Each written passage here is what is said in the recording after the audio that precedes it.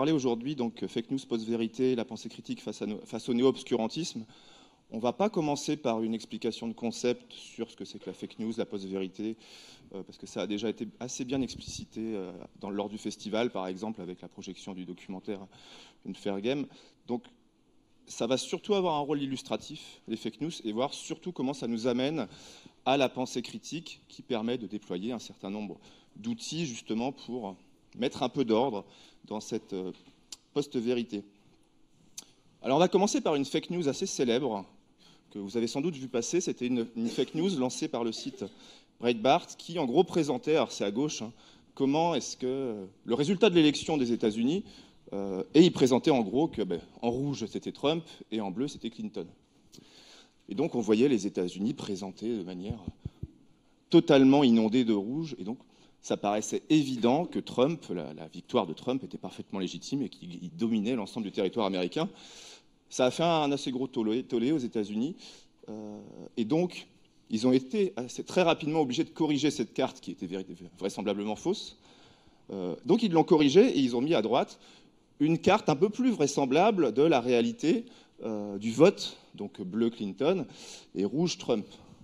Mais même cette carte-là, elle ne reflète pas véritablement la réalité du vote américain, puisque vous pouvez avoir des comtés où il y a eu du 51-49, des comtés où il y a eu du 80-20, etc., etc. Donc, une autre carte est encore sortie, plus chez Breitbart, mais pour corriger, qui représentait en un peu plus détaillé à quoi ressemblait le vote américain en faveur de Clinton et de Trump.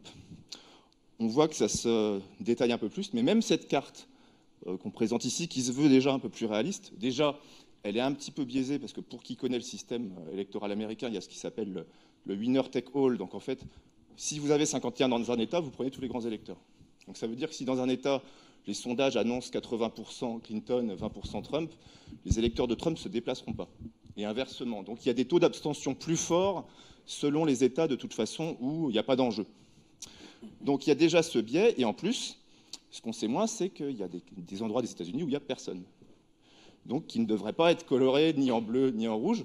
Donc, si vous voulez connaître la vraie carte, la vraie carte électorale des États-Unis, il faut que vous alliez au premier étage, dans l'exposition des cartes du monde, et vous avez en fait une carte détaillée où là, on tient compte des endroits des États-Unis où il n'y a personne. Et d'une certaine manière, c'est la carte la plus proche de la vérité électorale. Alors imaginez, vous êtes un électeur de Trump et vous allez dire, oui, en gros, vous essayez de dégrader l'élection de Trump, à force de trouver les endroits où c'est vide, les endroits où c'est bleu, etc. Donc là, je vais vous présenter une carte qui présente la dynamique électorale. C'est-à-dire, en gros, qu'est-ce qui s'est passé depuis l'élection d'Obama? Évidemment, quand vous basculez d'un camp à un autre, si vous basculez d'Obama à Trump, vous assistez à un raz-de-marée. En gros, plus les flèches partent vers la droite en rouge, c'est que Trump a gagné du terrain, et si ça part en bleu vers la gauche, c'est que Clinton a gagné du terrain. Donc vous avez une carte là où on est submergé, on a à nouveau un raz-de-marée de Donald Trump. Alors si vous êtes partisan de Clinton, vous allez dire oui, vous êtes bien gentil, mais elle a gagné le vote électoral. Elle a eu plus de voix que Trump aux États-Unis. Et donc là, on va sortir une carte qui est la carte des États-Unis en fonction des populations.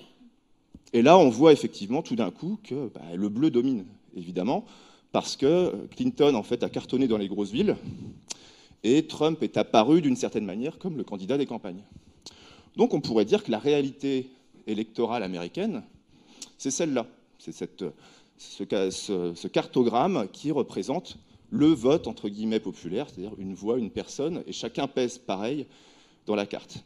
Mais à nouveau, il y a des gens qui vont dire « Oui, mais on ne peut pas résumer un pays à ses votants ».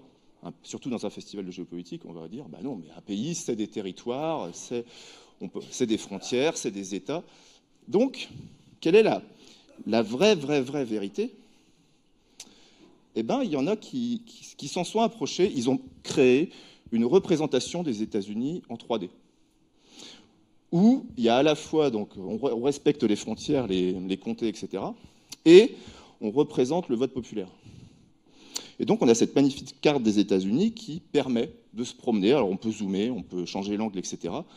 Et ça donne une image des États-Unis assez, on va dire, réaliste. Oui, mais à nouveau, si vous êtes plutôt pro-Trump, parce que la grande question maintenant, c'est quel angle on va choisir pour regarder la carte puisqu'elle est en 3D.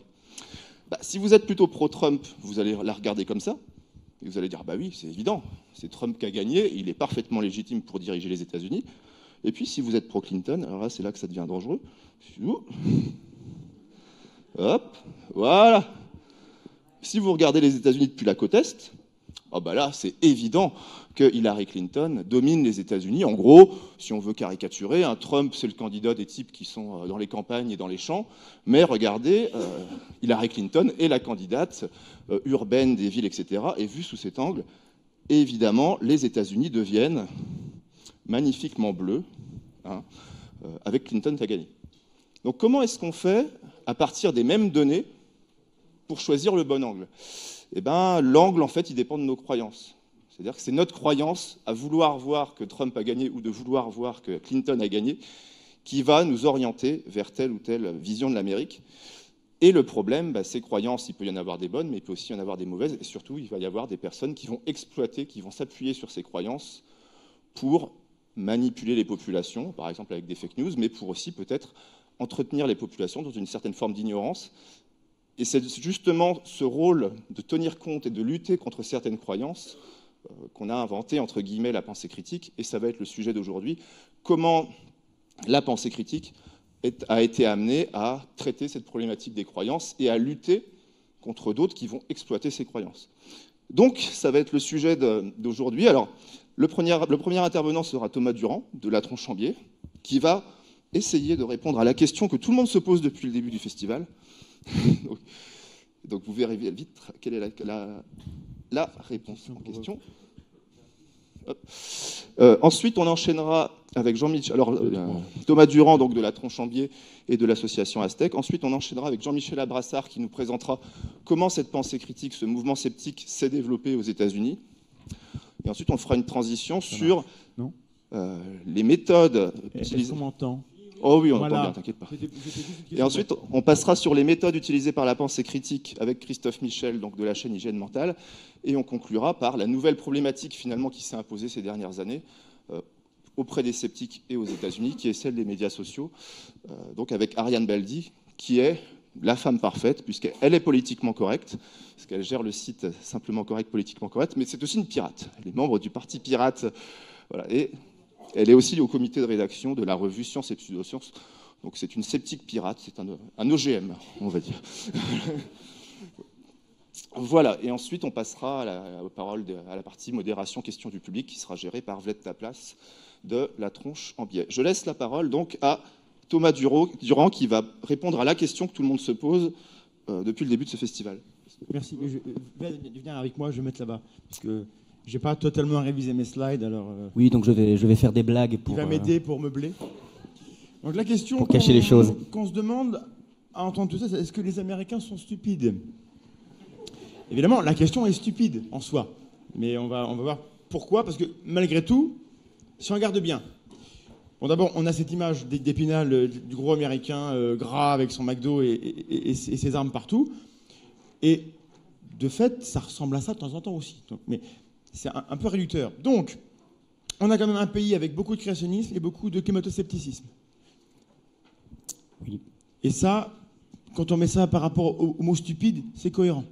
On a d'autres choses, on a beaucoup de conspirationnisme, on a un ethnocentrisme, du racisme. On a ça aussi chez nous, hein, mais on a beaucoup de ça aux États-Unis. Donc, est-ce qu'on peut avoir ce jugement sur les Américains comme quoi ils seraient stupides ou pas ? On va regarder donc créationnisme et le climato-négationnisme, enfin, qu'il faut rappeler, parce que c'est pas du scepticisme. On est sceptique quand on doute. Eux, ils doutent pas tellement, eux, ils sont sûrs d'eux, donc ils sont négationnistes. Donc, et on commence avec la théorie de l'évolution. Donc là, on a eu un rejet assez fort depuis longtemps, et on a eu même des procès réguliers sur les procès du singe aux USA, qui sont, je vous rappelle, la première puissance économique du monde, ou deuxième maintenant, enfin ils sont ex aequo. La première puissance technologique du monde. La première puissance scientifique, mais en gros, c'est les premiers, quoi. C'est les plus forts. Et c'est chez eux, première démocratie aussi du monde, où on a des gens qui refusent de croire, d'accepter la théorie d'évolution. Alors que, bon, en réalité, notre avis sur la théorie s'en fout, quoi. On s'adapte ou on crève, c'est ce que je veux dire. C'est darwinien comme principe. Donc voilà, donc c'est étonnant que cette puissance, on ne va pas les prendre pour les crétins. Ce n'est pas les crétins, les Américains. ils font des choses épatantes. Et malgré tout, on a ce rapport à la science qui est assez étonnant.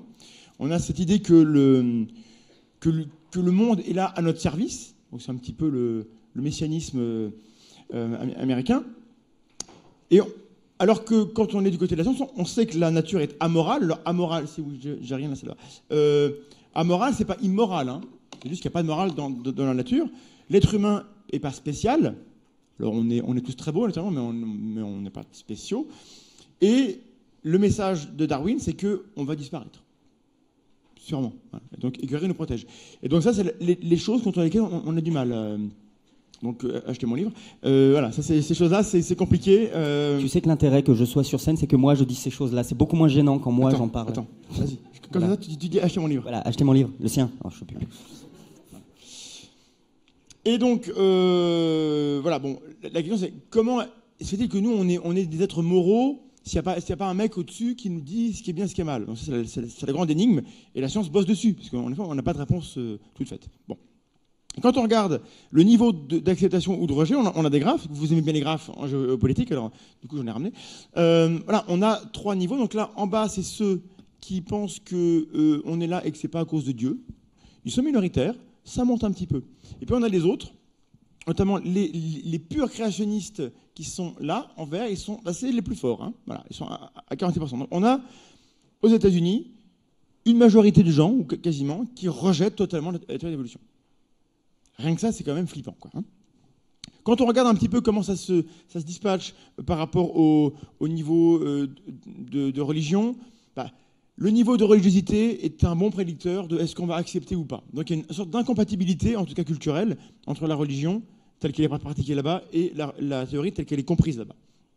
Et puis on a le niveau d'éducation. Donc plus on est diplômé, plus on va avoir tendance à accepter la théorie, en gros, mais c'est pas suffisant. Et puis par rapport à l'âge, les plus jeunes acceptent mieux.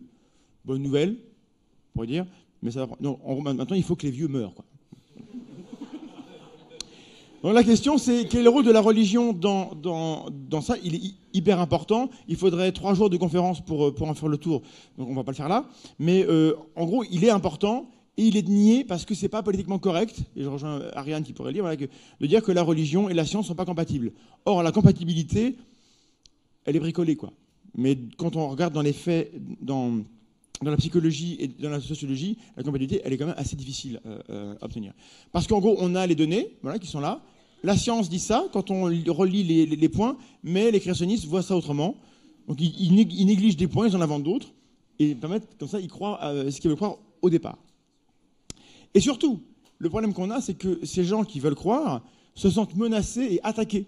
Donc on a cette idée de faith is under attack. Tu peux le faire en anglais ? Non, en fait, j'allais m'asseoir parce que tu t'en sors très bien. Mais fais-le, mais oui. Mais enfin, fais-le. Garde ton micro. Ah, mais t'inquiète pas, je garde mon micro. Et tu me voles ma place. Je t'interromprai dès qu'il le faudra. Voilà. En fait, ces fauteuils sont très confortables. La stratégie de Vled, il voulait cette place depuis le début. Donc je vous demande de le huer. C'est cool. Donc il croit que la foi est attaquée. Il pense que la science est là pour les changer. Le but, c'est juste d'éclairer. Donc on a cette rhétorique de la victimisation. Et ils veulent absolument dire, voilà, vous avez votre avis en science, nous on a notre avis, il faut enseigner la controverse. Donc teach était controversy, donc on pourrait imaginer pour la Terre, hein, il faut enseigner que la Terre peut être plate et portée sur 4 éléphants sur une tortue. Après tout, c'est une théorie aussi, il pourrait l'enseigner. On pourrait enseigner l'astrologie. Après tout, l'astrologie, peut-être, on pourrait en parler. Et puis enseigner que l'homme et les dinosaures ont vécu ensemble. Voilà. Après tout, c'est des points de vue. Et puisque la science dit autre chose, moi je veux pouvoir croire, je veux qu'à l'école on puisse enseigner ça. Donc on a cette idée de, comme ils sont amoureux de la liberté, et c'est très bien, ils veulent être libres de dire non à la science. Ce qui est terrible, c'est cette espèce de relativisme culturel qu'il y a, notamment ce relativisme religieux. Et est-ce que vous connaissez un petit peu le pastafarisme ? Tout le monde connaît le pastafarisme ? Qui ne connaît pas le pastafarisme ? J'allais expliquer quand même. Le pastafarisme. Le pastafarisme, c'est une religion artificielle, si on peut dire. C'est une religion qui a été déposée par quelqu'un qui justement voulait montrer à quel point ce relativisme culturel et religieux est contre-productif sur le plan scientifique, et à quel point en fait ça n'a aucun sens. Et donc il a inventé une religion de toutes pièces et il l'a présentée. Et du coup il y a maintenant énormément de personnes qui par qui justement par désir de susciter la controverse et de montrer aux gens à quel point ça ne peut pas fonctionner, se revendique du pastafarisme. Donc une religion encore une fois complètement artificielle. Par le monstre de spaghetti volant. Voilà. Un lendemain de cuite. Ce qui explique pourquoi on est mal foutu. Voilà. Et il y a un canon, le libre canon, c'est-à-dire qu'on peut y croire comme on veut, on peut aussi ne pas y croire. Donc voilà. Voilà, et ça explique notamment que le réchauffement climatique est provoqué par la disparition des pirates, parce que les deux événements coïncident. Merci Ariane d'être là. Voilà. Tu vas éviter que le climat... S'il te plaît, merci de revenir. Donc, on a des graphes, le nombre de pirates diminue, la température augmente, donc c'est forcément lié. Donc la tenue du pastafarien, c'est un costume de pirate.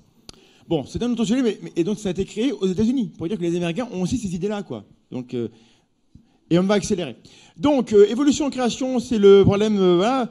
On a l'idée que c'est des points de vue extrêmes, et donc il faudrait être au milieu, au juste milieu, parce qu'au milieu est la vérité. Or, en fait, non. À un moment donné, si on a les faits qui disent une chose, bah, il faut accepter les faits et ne pas croire que c'est extrême. Il n'y a pas de faits extrêmes, quoi. Les faits sont vrais ou sont faux. Donc, quand on regarde la carte, vous aimez les cartes, mais du coup, je ne vais pas m'attarder trop sur comment se dispatchent les comtés dans les États dans lesquels on a des écoles où on enseigne la controverse. Enfin, on a pas mal de choses et ça recoupe beaucoup la position politique. Donc, est-ce que c'est là ou c'est après? C'est là? Il n'y a pas là bon, bref. On verra après. Ah non, ça c'est pour le climat. Et du coup, l'autre volet sur le climat, j'accélère, c'est qu'on a 58% des Américains qui adhèrent au consensus scientifique. Donc ça va, en fait, ils sont en majorité, ils comprennent que le climat change et que c'est plutôt l'humain qui le change. Mais ils sont 39% à penser que c'est une menace réelle, donc c'est très bien, et 69% veulent une diminution. Donc en gros, ça y est, ils ont fait le pas, quoi. Ils sont en gros dans la lumière, ils ont compris qu'il fallait le faire. Est-ce que pour autant, ils sont tous équivalents? Non, il y a des disparités politiques, et notamment entre républicains et démocrates, on voit vraiment qu'il y a une grosse différence, quoi. Donc évidemment, ça ne peut pas être un programme politique, quoi. Le climat ne va pas changer en fonction de qui est élu, hein. Mais il y a certainement tout un cortège de croyances d'un côté comme de l'autre, notamment la croyance que la Terre est là pour nous servir nous, et que la Providence pourvoira à ce que la Terre se porte bien, qui est présente plus d'un côté que d'autres, sans doute, et d'autres croyances qu'on pourra évoquer. Quand on regarde les cartes, est-ce que le climat change, oui ou non? Les démocrates sont beaucoup plus nombreux à dire oui que non. Est-ce que c'est les humains? On a aussi une différence. Et c'est là que c'est important. Comment on se représente ce que dit la science? On a, à ce niveau-là, une croyance répandue, surtout chez les Américains, à cause de cette idée qu'il faut débattre de tout, que les scientifiques sont partagés. Il y aurait 50-50. Non, on a 97% des papiers qui disent que le climat change et que c'est dû aux êtres humains. Mais les républicains veulent croire qu'il y a controverse et qu'il y a 50-50, 50% oui, 50% non. Parce que dans les médias, on représente souvent 1 contre 1, et puis allez-y, débattez entre vous. Et donc on s'imagine qu'ils sont équivalents en poids par rapport à la science, ce qui n'est pas le cas. Voilà, donc on a ce rejet. Une théorie scientifique doit être débattue dans les bons espaces, et une tribu médiatique n'est pas le bon espace. Il y a un temps des médias, un temps de la science, et quand on n'est pas dans le monde de la science, on confond les deux. Et donc, le message que j'aimerais passer, c'est ça, c'est que soyez attentifs au temps dans lequel se produisent les messages que vous entendez. Est-ce que vraiment ça reflète ce que dit la science ou est-ce que ça reflète ce que disent les médias? C'est pas toujours pareil. Et là, un peu de pub, allez voir la chaîne. C'est bon ?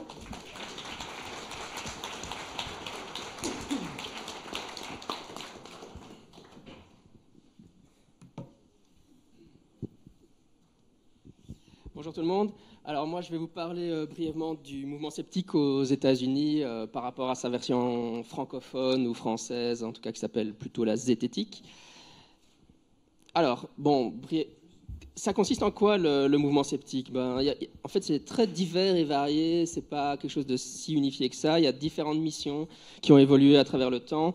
Et donc la mission de départ c'était d'étudier le paranormal dans ce qu'on appelle une optique réductionniste, c'est-à-dire qu'on essaye de réduire le phénomène à du connu, à de la psychologie, à de la sociologie, etc. Et donc à critiquer ou à répondre à des auteurs qui défendent l'idée que le paranormal existerait pour de vrai. Et puis avec le temps, ça a changé. On a inclus dans le mouvement sceptique l'enseignement de la pensée critique. C'est entre autres pour ça qu'on est là aujourd'hui. évidemment contre-argumenter les pseudosciences, et d'où par exemple la présentation que vient de faire la Tronchambière, et les théories de la conspiration, comme évidemment on pense maintenant aux théories de la conspiration autour des attentats du 11 septembre, mais bien avant ça, ce qui faisait les news aux États-Unis, c'était les théories de la conspiration autour de l'assassinat de Kennedy. Et puis évidemment, on peut dire maintenant démystifier les fake news, même si c'est évidemment un terme plus contemporain. Enfin, c'est devenu à la mode maintenant, mais les fake news, ça a toujours existé. Ça n'a rien de vraiment nouveau. C'est juste la terminologie qui est un peu à la mode maintenant. Et le dernier pôle que je vais évoquer, bon, il y en a d'autres, mais disons dans le mouvement sceptique, il y a une partie de militantisme, c'est-à-dire qu'on va militer pour des actions sociales. Donc, par exemple, essayer de faire que l'homéopathie ne soit plus remboursée, ou des choses de ce type-là, ou voilà, lutter pour que la théorie de l'évolution soit enseignée dans les écoles et pas le créationnisme, des choses de ce type-là. Et donc ça, c'est une optique plus militante, action politique. Alors, ce qui nous intéresse vraiment, c'est l'histoire du mouvement aux USA. De manière assez amusante, le mouvement sceptique contemporain, il y a toujours eu des sceptiques de toute époque, de toute éternité, évidemment, des gens qui essayaient de déterminer le vrai, de critiquer les religions, le paranormal, etc. Mais la naissance du mouvement sceptique contemporain, ça s'est fait en Belgique, en 1945, avec la création d'un groupe qui est surnommé le Comité Para. Mais enfin, l'acronyme réel, c'était le Comité pour l'investigation scientifique des phénomènes réputés paranormaux, mais comme c'était très long, on l'appelle Comité Para. Et c'était dû au fait qu'après la guerre 40-45, il y avait beaucoup de voyants, médiums, radiesthésistes qui prétendaient être capables de retrouver les personnes disparues sur les champs de bataille.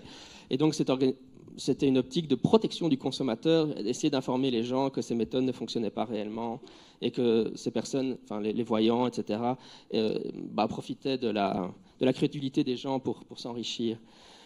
Et ça, il y a eu des précurseurs aux États-Unis, mais donc le mouvement sceptique s'est apparu aux États-Unis avec le PsyCop, donc PsyCop prononcé à la française, mais PsyCop en anglais. Maintenant, il a été rebaptisé le Committee for Skeptical Inquiry. Il a été fondé en 1976. Et en fait, le PsyCop, l'acronyme, c'était aussi le Committee for Skeptical Investigation of Claims of the Paranormal. Et donc, c'est exactement le même acronyme que l'organisation belge. Et ce n'est pas un hasard, c'est parce que le fondateur, Paul Kurtz, qui était un philosophe, avait eu connaissance de l'organisation belge et avait décidé de créer une organisation similaire aux États-Unis. Ensuite, il y a d'autres organisations qui sont apparues. Le National Center for Science Education, donc, qui est un groupe qui a pour vocation originellement de faire la promotion de la théorie de l'évolution et de critiquer le créationnisme. Maintenant, ils ont rajouté les climato-sceptiques, donc critiquer les climato-sceptiques. La Skeptic Society, qui est une autre association qui a été créée par Michael Shermer. La James Randi Educational Foundation, qui a été créée par un magicien qui s'appelle James Randi, qui était spécialisé dans la démystification de gens comme Uri Geller, qui tournaient les cuillères par la pensée, ou qui prétendaient en tout cas le faire. Et aujourd'hui, le mouvement sceptique, comme beaucoup de choses, c'est énormément dématérialisé sur le net. Vous en avez la preuve sous les yeux avec des youtubeurs, et enfin moi qui fais un podcast, donc une émission audio diffusée sur iTunes et autres programmes de podcasting. Alors, un des grands précurseurs, il y en a beaucoup, mais moi j'aime bien citer Harry Houdini, donc avant la création du mouvement sceptique contemporain, officiellement, donc avant l'avènement du PsyCop.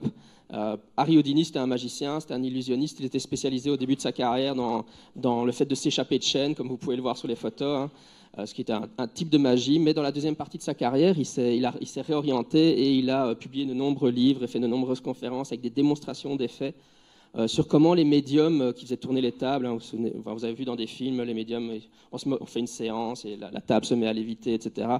Et donc il montrait les techniques utilisées par ces médiums et les reproduisait évidemment largement. Enfin, c'est des techniques d'illusionnisme qui sont utilisées pour faire bouger les objets dans la pièce. Et donc ça, c'est vraiment le scepticisme classique, démystification du paranormal ou critique du paranormal. Alors, d'où vient l'idée que le mouvement sceptique est nécessaire ? Il y a deux choses. Il y a l'intuition, moi je l'ai mis entre guillemets parce que avec le temps, je ne suis pas convaincu que ce soit vrai, mais on a toujours l'impression qu'il y a une montée des croyances, et particulièrement une montée des croyances dans le paranormal. Chaque génération de sceptiques trouve qu'à son époque, les gens croient vraiment des choses bizarres. Mais ce qui est marrant, c'est que si on regarde les sceptiques de chaque génération, ils ont toujours cette impression-là. Et donc, à l'heure actuelle, je pense qu'en fait, la croyance dans le paranormal et les croyances en général sont relativement stables à travers le temps. C'est juste une impression subjective qu'on a, qu'on est entre guillemets surpris et effaré des croyances étranges et bizarres qui sont dans notre culture, et donc on a l'impression qu'il y a une montée du paranormal. Et donc en réaction, il y a des groupes sceptiques qui se forment pour essayer de lutter contre ça. Et l'autre pôle, c'est donc évidemment la montée du paranormal, c'était que le Comité Para en Belgique et puis le Psychop aux États-Unis en 76. Et d'un autre côté, on a un autre type du scepticisme qui est Carl Sagan avec le documentaire Cosmos en 1980, et là qui mise sur plus la vulgarisation de la science, l'idée que les scientifiques ne font pas assez d'efforts pour faire connaître au grand public le contenu de la science, et donc on dit on va essayer d'informer mieux le public sur l'état actuel des consensus scientifiques. Voilà, donc c'est lui, Carl Sagan, c'est un astrophysicien extrêmement célèbre. Il a fait le fameux documentaire Cosmos, qui a été un des documentaires les plus populaires de toute l'histoire de la télévision. Et il y a eu un remake récemment avec Neil deGrasse Tyson. Et donc ça, c'est un autre exemple de grand sceptique. Donc je vous ai déjà présenté Harry Houdini, ça c'est Carl Sagan. Et donc pour terminer, quelles sont les différences entre les USA et la France? Donc je vous ai dit, en Belgique, on avait le scepticisme avec le Comité Para. En France, on a la zététique qui est apparue avec les efforts d'un physicien qui s'appelle Henri Brock en 1985. Il a commencé dans ces eaux-là à faire des publications dans des revues de pédagogie sur la nécessité d'enseigner la pensée critique aux élèves. Et par rapport aux Américains, on a aussi des spécialités locales, comme évidemment la psychanalyse, qui a eu, grâce ou à cause de Lacan, a eu une forte influence sur l'enseignement de la psychologie. Et donc, par exemple, pour les sceptiques et les zététiciens, maintenant vous vous rendez compte que c'est des synonymes, enfin, en France, on dirait des zététiciens, la psychanalyse est un problème particulièrement important, alors qu'aux États-Unis, évidemment, l'enseignement de la psychanalyse n'a plus du tout l'importance que ça a chez nous, et donc c'est une spécialité locale. Aux USA, on parle pas de zététique, on parle de scepticisme scientifique. On peut dire que le fondateur est Paul Kurtz, qui est lors de la création du Psychop en 76. On voit que l'accent a été plutôt mis sur contre-argumenter les pseudosciences, parce que la spécialité locale, là-bas, c'est le créationnisme et le dessin intelligent. Alors que chez nous, à l'heure actuelle, la zététique a plus pour objectif d'enseigner la pensée critique. Et voilà.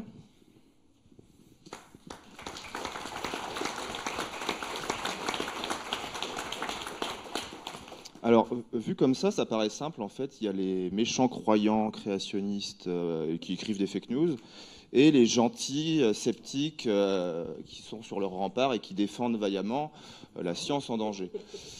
Sauf que pas tout à fait, puisqu'on a vu une fake news qui était donc issue de Breitbart, donc plutôt on va dire très très conservateur, très Trump. Mais il y a une autre fake news qui est moins connue, enfin qui est connue, mais qui n'est pas connue en tant que fake news. Vous en avez sans doute entendu parler, c'était en décembre 2017, qui était en gros... Trump a passé pour consigne alors au CDC, donc le CDC c'est un peu une agence de santé publique qui régulièrement a besoin de nouveaux financements, et on a vu passer dans les journaux que Trump avait donné pour consigne au CDC que s'il voulait obtenir des nouveaux financements, il avait interdiction d'utiliser dans ses demandes, dans ses dossiers, dans ses titres, sur ses pages, les termes fœtus, transgenre, fondés sur la science, etc. Il y aurait eu les fameux 7 mots interdits par l'administration Trump auprès des scientifiques américains. C'est le Washington Post donc c'était pas n'importe qui, c'était le Washington Post qui lance cette news. Elle est reprise par tout le monde. Le CDC dément dans la soirée sur Twitter. Tout le monde s'en fout du démenti. Et on a le droit, dans les semaines qui suivent, à des manifestations. Et là, vous avez une manifestation de scientifiques bâillonnés. Et donc un hashtag, on essaye de faire passer la science sous silence, etc. La science est en danger aux États-Unis, etc., etc. Et un mois après, finalement, les choses se tassent, CNN mène l'enquête et se rend compte que pas du tout, il n'y a jamais eu de consigne de l'administration Trump auprès du CDC. Ce qui se passe, c'est que régulièrement, quand ils échangent entre eux au sein du CDC pour obtenir des budgets, évidemment, ils adaptent leur communication à l'administration en place. Et donc, entre eux, ils ont dit ce serait peut-être pas terrible d'utiliser tel terme, etc. Mais c'est un discours très classique, en fait, qui existe à chaque fois qu'ils ont à renouveler leur budget. Et par exemple, alors vous irez sur l'article de CNN, il y a des choses assez cocasses. Par exemple, sous l'administration Bush, il disait on ne peut pas utiliser le terme obésité. Ça ne passera pas. Alors qu'est-ce qu'on peut faire ? On va mettre obésité infantile. Ah bah oui, là, il faut sauver les enfants, c'est bon. Les gros adultes, ils peuvent mourir, mais les gros enfants, c'est bon. Et c'est des discussions qui paraissent assez cyniques, en fait, comme ça, mais qui est le quotidien de cette agence au moment où elle doit renouveler ses budgets. Sauf que parmi les échanges, les mails, à un moment, ils ont parlé effectivement de dire il faudra peut-être utiliser tel terme ou tel terme.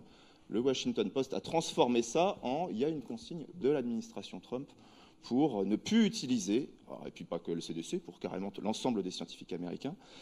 Et évidemment, c'était des termes voilà, basés sur la science, fœtus, transgenre, enfin, c'était les termes actuellement. Et donc, ça prouve une chose, c'est que déjà, on a été très nombreux ici, y compris, je pense, sur cette tribune. J'ai partagé l'info. Voilà, tu as partagé l'info, tu es dans le camp du mal. Donc. Ceci étant, je ne suis pas totalement convaincu que ce soit vraiment une fake news en tant que telle. C'est de la zone grise. Parce que ça, tu as des croyances, Thomas. Ça soulève un problème sur la manière dont on autorise les gens à parler de science. Donc c'est un vrai problème. Voilà. Donc, moi, par exemple, j'ai liké. Voilà. Mais de toute façon, je n'ai pas du tout fait l'effort d'aller vérifier si c'était vrai ou pas. Parce que l'histoire était tellement belle. Parce que ça faisait référence à 1984 avec les mots interdits. C'était Trump. Donc ça paraissait tellement évident que Trump allait faire ça, en fait. Et encore aujourd'hui, je n'ai pas envie d'aller batailler sur les réseaux sociaux pour démentir cette fake news, ou cette nouvelle abstraite. Et ça prouve bien une chose, c'est qu'on est tous, à notre niveau, quand ça nous arrange, acteurs des fake news, acteurs de la post-vérité. Et c'est pas si facile que ça de mettre les croyances d'un côté et protéger les nôtres. Et donc, ça suscite donc une forme de discipline et même une hygiène mentale. Et vous admirerez la magie de la transition. Je passe la parole à Christophe Michel.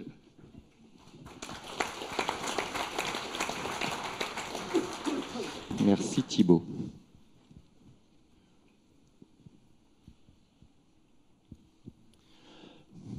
Bien, moi je me présente, je suis formateur éducation aux médias et donc moi j'enseigne avec les moyens qui me sont disponibles à la fois la pensée critique et l'éducation aux médias, parce que je pense que ce sont les deux piliers qui vont pouvoir un peu essayer de faire bouger les jalons pour lutter contre ces histoires de fausses nouvelles, de rumeurs, de croyances, de fake news, etc. Moi, je fais le même constat que la tronche en biais, par exemple, sur le constat des fausses nouvelles qui circulent dans nos réseaux et de la propagande à laquelle chaque citoyen, comme moi, est soumise.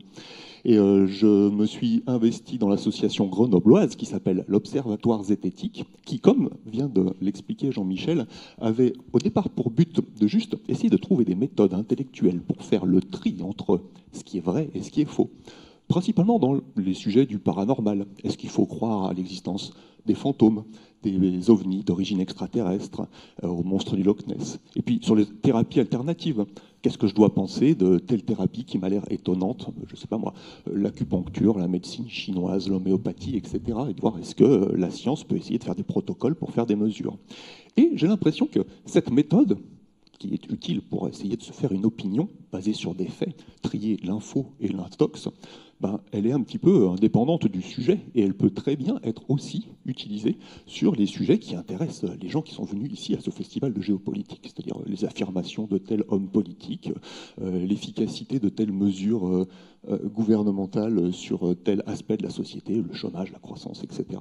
Moi, j'y connais rien en politique, mais je vois bien que la méthode pour faire le tri entre le vrai et le faux, c'est un petit peu la même partout, ça repose sur avoir une bonne pensée critique et avoir un recul et une bonne critique des phénomènes médiatiques. C'est les deux choses qui me paraissent la solution, bien plus que de interdire aux gens de dire des fausses nouvelles, de légiférer sur le droit de chacun à dire un truc vrai ou faux, ou d'essayer de couper les subventions ou les publicités. Voilà. Donc moi, je suis plus pour le droit de chacun à dire des choses fausses, pour la liberté d'expression. Et ça doit s'accompagner par une bonne éducation du public, à l'éducation aux médias et à la pensée critique. Les deux exemples que venait de citer Thibaut sont vraiment caractéristiques. Je vois bien que sur les histoires de cartes rouges ou bleues, les faits ne suffisent pas. C'est-à-dire que même si j'ai effectivement les vraies données, les vrais chiffres, selon si je présente la carte comme ça ou si je présente la carte comme ça, je sais très bien que ça va donner une impression plutôt pro-rouge, plutôt pro-bleu. Voilà. Et pour ça, ça me montre que les faits c'est pas tout. Après, il faut encore arriver à les analyser et puis surtout à deviner comment les médias vont formater l'information et pour nous la faire passer. Moi, je veux pas être la personne de droite qui est là, qui est ouverte d'esprit, mais qui accepte tout et n'importe quoi. Ça, c'est la personne qui dit c'est vrai, je l'ai vu à la télé. Mais je ne veux pas non plus être la personne de gauche qui est là. Elle est fermée d'esprit, elle a déjà sa croyance, son opinion, sa thérapie alternative préférée, et rien ne la fera changer d'avis, même si on lui met des preuves sous le nez qu'il a tort. Moi, quand je dis que je veux être ouvert d'esprit, j'aimerais que ça ressemble à quelque chose plutôt à ça. Je veux pouvoir trier toutes les informations qui m'arrivent dans mes réseaux sociaux au quotidien et avoir une sorte de petit filtre de tri pour trier entre les choses qui ont l'air sensées, basées sur des faits, et les choses que je vais mettre à la poubelle. Et le fait d'avoir une passoire sur la tête n'est pas sans lien avec le pastafarisme. Ce que j'appelle l'esprit critique, c'est très transdisciplinaire. Ça passe par un petit peu de philosophie, d'épistémologie, savoir qu'est-ce que c'est qu'une preuve, est-ce qu'un témoignage est une preuve, est-ce qu'une étude scientifique ou un consensus sera plus à même de me faire changer d'avis ou pas. Ça demande un petit peu de logique, c'est ce qu'on apprend à l'école en mathématiques, à essayer de raisonner correctement et de ne pas faire d'erreurs logiques. Ça demande aussi de connaître quelques arguments fallacieux les plus classiques. Ça, c'est les arguments qui se font passer pour de la logique, qui ont l'air convaincants au premier abord, et puis dès qu'on y réfléchit à deux fois, en fait, c'est pas si convaincant que ça. Par exemple, je sais pas moi, l'argument de la nature, qui voudrait que tout ce qui est naturel est forcément bon pour mon corps, alors que tout ce qui est chimique, fabriqué en laboratoire, est forcément mauvais pour mon corps. Bien sûr, il n'y a pas de relation entre les deux. La nature peut très bien créer des plantes qui sont des terribles poisons. Ça nécessite de connaître quelques biais de notre cerveau. On est tous faits sur le même modèle. Nos cerveaux raisonnent d'une certaine façon, qui était guidée par probablement un petit peu l'évolution des espèces, et connaître les biais dans lesquels on tombe tous et essayer de trouver des petites heuristiques, c'est-à-dire des trucs et astuces pour essayer de compenser ces défauts structurels de nos cerveaux, ben ça améliore notre esprit critique. Par exemple, le biais de confirmation m'a l'air d'être le pire des biais de notre cerveau. C'est le biais qui nous fait trier les informations, même factuelles et vraies, mais de ne retenir que les choses factuelles, vraies et basées sur les preuves qui vont dans notre sens, et de éliminer et mettre de côté toutes celles qui sont tout aussi vraies, factuelles et vérifiables, mais qui n'iraient pas trop dans notre sens. Voilà. Donc même quand on a les faits, ça ne suffit pas. Il faut aussi arriver à prendre du recul pour essayer de reconnaître qu'on raisonne de travers. Ça demande un petit peu de notion de probabilité. Il n'y a pas besoin d'avoir fait beaucoup d'études ni à la fac ni à l'école pour s'en sortir. Ça peut s'apprendre sur le tard, mais par contre, on ne peut pas y couper. Et c'est pour analyser une étude scientifique et essayer de voir ce qu'elle dit vraiment et ce qu'elle ne dit pas quand on remonte à la source. Il faut se connaître un petit peu sur les analyses statistiques et pas se laisser avoir par les pourcentages, les valeurs relatives, absolues. On les confond beaucoup. Et puis surtout, là où je voulais en venir, c'est que ça demande aussi une composante de journalisme, d'éducation aux médias. Savoir comment remonter à la source de l'information, ça c'est apprendre à être un journaliste d'enquête pour essayer de retrouver la source de l'information en remontant le fil de la rumeur pour avoir l'origine de la rumeur. Et s'y connaître un petit peu sur le domaine de la presse, les médias, et comment les médias présentent les choses, et essayer de bien comprendre le modèle économique des médias, qui est basé sur la publicité, et qui donc fait en sorte que les journalistes ont toujours tout intérêt à montrer le versant sensationnaliste d'une histoire, plutôt que son versant tout à fait prosaïque et compréhensible par des raisons classiques, parce que ce qui est sensationnaliste fait plus de vues, qui dit plus de vues dit plus de revenus publicitaires, et c'est bon pour le journal. Et ça, c'est structurel, c'est même pas de la propagande pour essayer de faire passer une idéologie ou pour changer le monde dans un sens ou un autre. C'est juste que quand il y a deux explications, une qui est vraiment extraordinaire, sensationnaliste, surnaturelle, et une qui est tout à fait banale, on fait des articles seulement sur la version sensationnaliste. Le reste ne se vend pas. Voici un exemple, par exemple, de traitement médiatique de l'information scientifique. Ça, c'est des petits exemples et des trucs et astuces qu'on peut utiliser lorsqu'on fait de l'éducation aux médias, quels que soient les âges, pas forcément les enfants, ça peut se faire parmi les adultes ou n'importe quel citoyen. Voilà, par exemple, une publication scientifique qui dirait un truc compliqué avec des mots un peu techniques, du genre « L'analyse spectrale des rainures des volcans de Mars révèle des traces de saumure liquide ». Bon, voyons que c'est difficilement compréhensible par le citoyen standard, le service de presse fait un communiqué de presse directement au service de presse de la faculté, hein, où là, par exemple, disons, la NASA fait un petit rapport destiné aux journalistes. Si vous voulez parler du sujet, bon, bah, en français courant, ça fait du genre il y a de l'eau liquide sur Mars. Bon, c'est pas vraiment de l'eau liquide. Voilà, pour les journalistes, il y a déjà un truc pré-mâché. C'est pas une fausse nouvelle, hein, c'est juste une version un peu vulgarisée de l'histoire. Bien sûr, le journaliste qui se base sur ce communiqué de presse va faire un titre. Bon, lui, le fait qu'il y ait de l'eau, ça l'intéresse pas. Lui, tout ce qu'il veut savoir, c'est... Et du coup, est-ce que la planète Mars peut être propice à la vie? Voilà, donc Mars pourrait être propice à la vie, tout au conditionnel, bien sûr. Mais là, on met des petites photos de Mars, d'aliens, et puis on interroge quelqu'un qui pourrait nous dire l'implication que ça aurait sur nos sociétés si les extraterrestres existaient. Et bien sûr, la semaine d'après, des journalistes un peu moins scrupuleux pourraient s'inspirer du journal d'avant pour y aller dans la surenchère au fur et à mesure. Moi, bien sûr, les articles qui tombent dans les fils de mes réseaux sociaux, c'est lesquels, là, de cette chaîne? C'est jamais les tout premiers, hein. Moi, ma tante ou mes collègues de travail, ils ne partagent pas directement des PDF issus d'un journal scientifique à comité de lecture, plein de chiffres écrits en anglais. C'est toujours, bien sûr, les titres racoleurs qui arrivent dans mes réseaux sociaux. Du coup, la pensée critique, ou plutôt aborder les médias de façon critique, ça consiste à remonter le cours du courant pour essayer de remonter la rumeur et arriver à retrouver la toute première trace et la toute première nouvelle de cette chaîne du jeu du téléphone. Hein. Vous savez bien, le jeu du téléphone, au fur et à mesure où on raconte une histoire dans l'oreille de son voisin, elle se transforme petit à petit. En fait, moi, je ne veux pas juste me fier sur le tweet que j'ai tout au bout de la chaîne. Là, moi, ce qu'il faut que je sache, c'est de qui il l'a retweeté et lui de qui il tient ça et quelle est l'origine au fur et à mesure.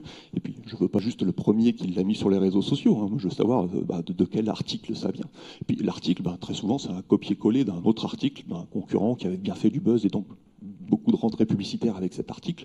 Il a juste copié-collé, voire un petit peu adapté, et en rephrasant, bien sûr, à chaque fois, ça devient de plus en plus sensationnaliste. Moi, je veux remonter la toute première version. C'est peut-être, par exemple, un article en anglais qui a été publié et qui a fait du buzz outre-Atlantique et qui a été traduit au bout d'un moment. Évidemment, l'information se perd au fur et à mesure de la traduction. Et puis, c'est pas tout, hein. Peut-être que ça se base sur une étude scientifique. Il y a peut-être un chercheur qui a effectivement fait des essais de cette molécule sur une boîte à pétri, et c'est tout le reste des journalistes qui en ont déduit que peut-être telle molécule pourrait avoir un effet sur le cancer humain, alors que ce sont des conclusions qu'on ne pourrait pas tirer de l'article original. Et dans toute cette chaîne-là, il n'y a pas vraiment quelqu'un qui fait de fausses affirmations.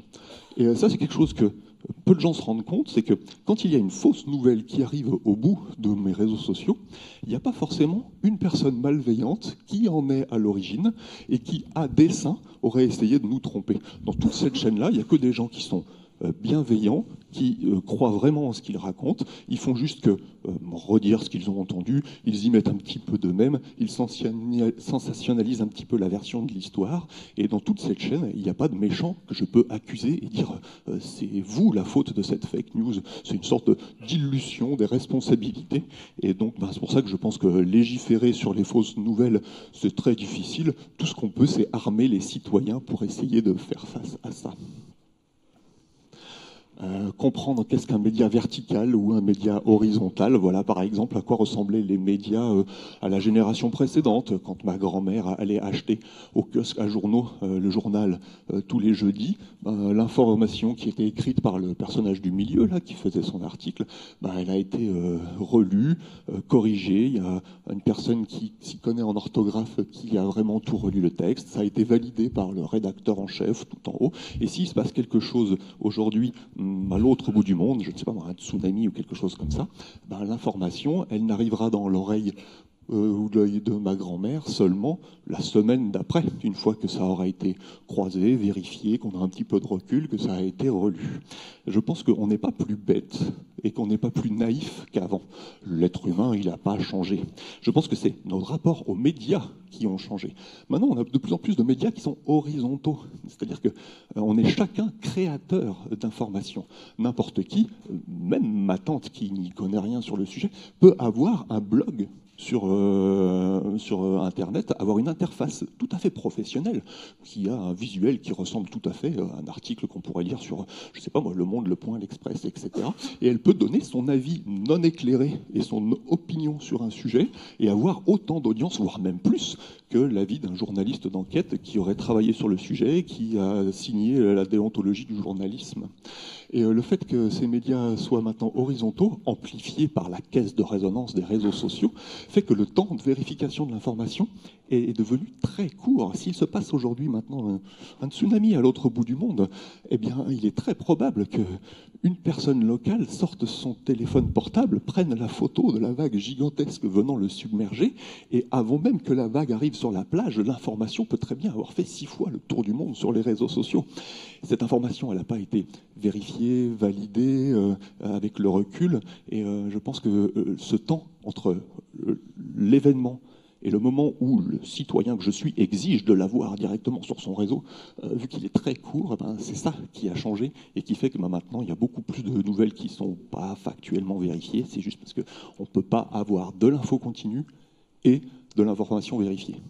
Les deux sont incompatibles. Si vous voulez de l'information vérifiée, il vous faut des sites et des journaux qui soient tenus par des journalistes professionnels, qui ont signé la déontologie du journaliste, qui font des enquêtes de fond, qui ont du recul, qui croisent des données. Et ça ne peut pas se faire là, dans la journée, le jour où il s'est passé l'événement. S'il y a un attentat aujourd'hui, c'est évident que c'est seulement dans quelques mois qu'on saura qui, quoi, comment, pourquoi. L'exiger aujourd'hui, c'est un peu de notre faute. Voilà, on exige un truc qui n'est pas possible.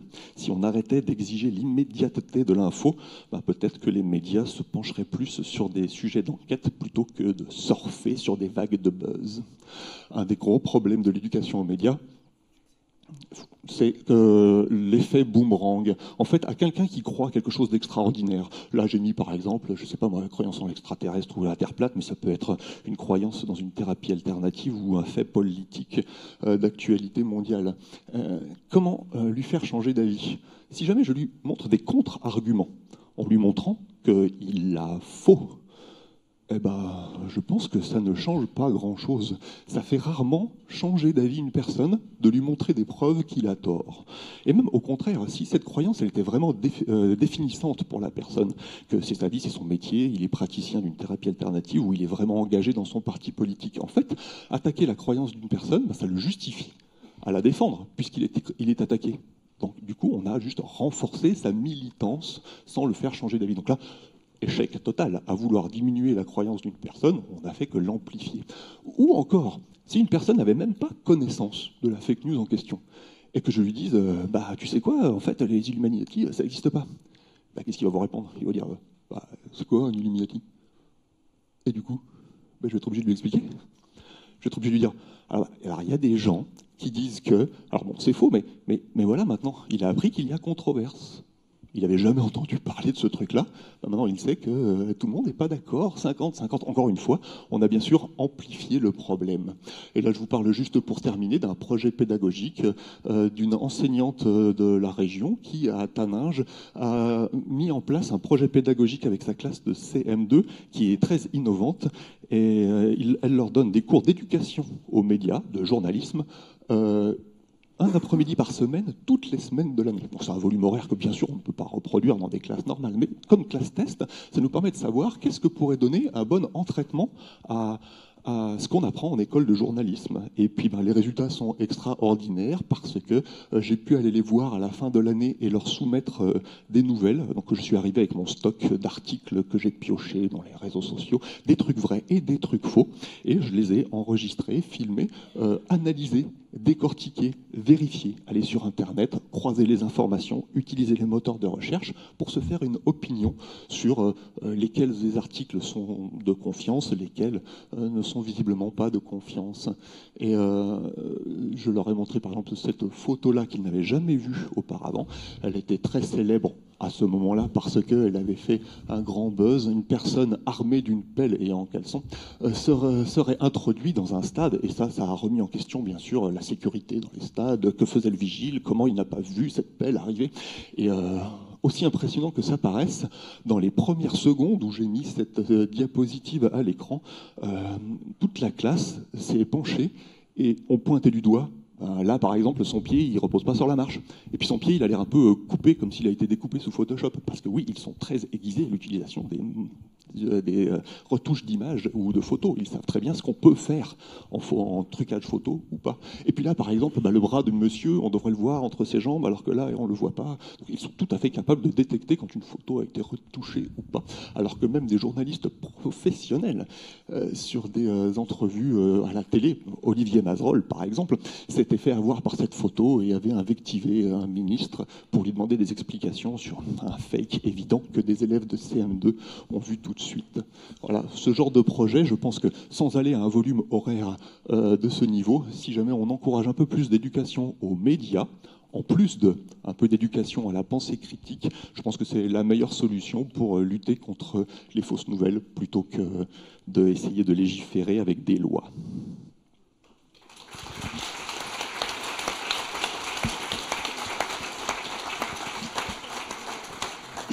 Alors d'ailleurs, une petite anecdote sur le traitement des médias eux-mêmes sur l'esprit critique.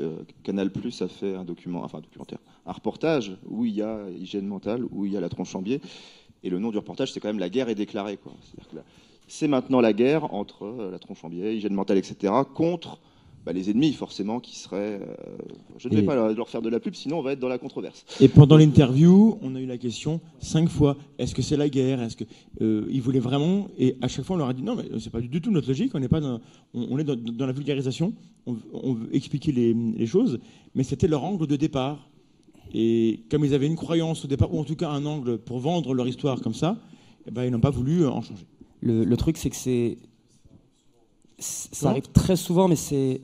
Oui, mais c'est récurrent. C'est parce que c'est facile d'identifier des antagonistes, comme l'a très bien dit Christophe Michel pendant son intervention. Il n'y a pas forcément un méchant dans l'affaire.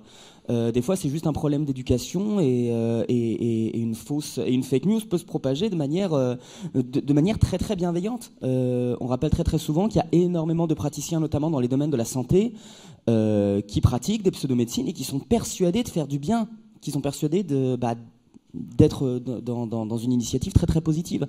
Alors, faut arrêter de chercher un antagoniste, absolument, c'est facile, c'est confortable, mais des fois, le problème, il vient juste des imperfections de notre entendement, quoi.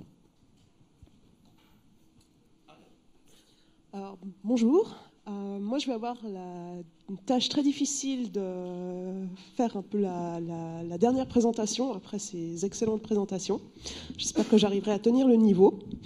Alors, de mon côté, comme il a été annoncé, je suis membre de la section vaudoise du Parti Pirate, c'est-à-dire du canton de Vaud, en Suisse.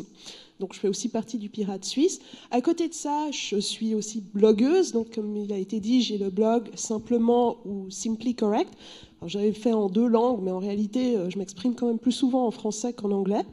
Et d'ailleurs, ce blog va beaucoup changer parce que initialement, je m'intéressais justement beaucoup à à la notion du politiquement correct, ou plus exactement du politiquement incorrect, qui je voyais depuis une dizaine d'années revenir constamment comme une espèce de slogan.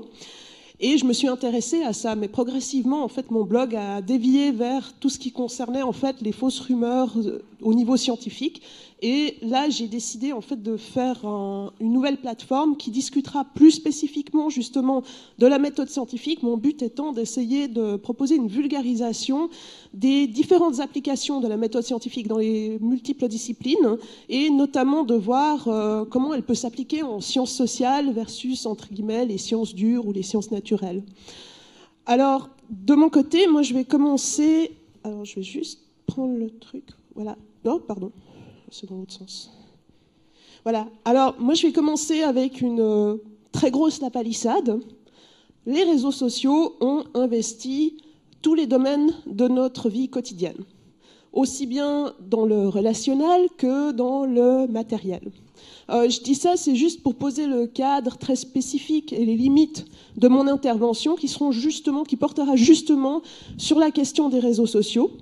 Et plus spécifiquement, je vais vous parler de la situation des mouvements sceptiques américains face à la déferlante de fausses rumeurs, de fake news, de alt-facts aussi, ça c'est une notion qu'on a peut-être moins entendue aujourd'hui, et évidemment de thèses pseudo-scientifiques sur les réseaux sociaux.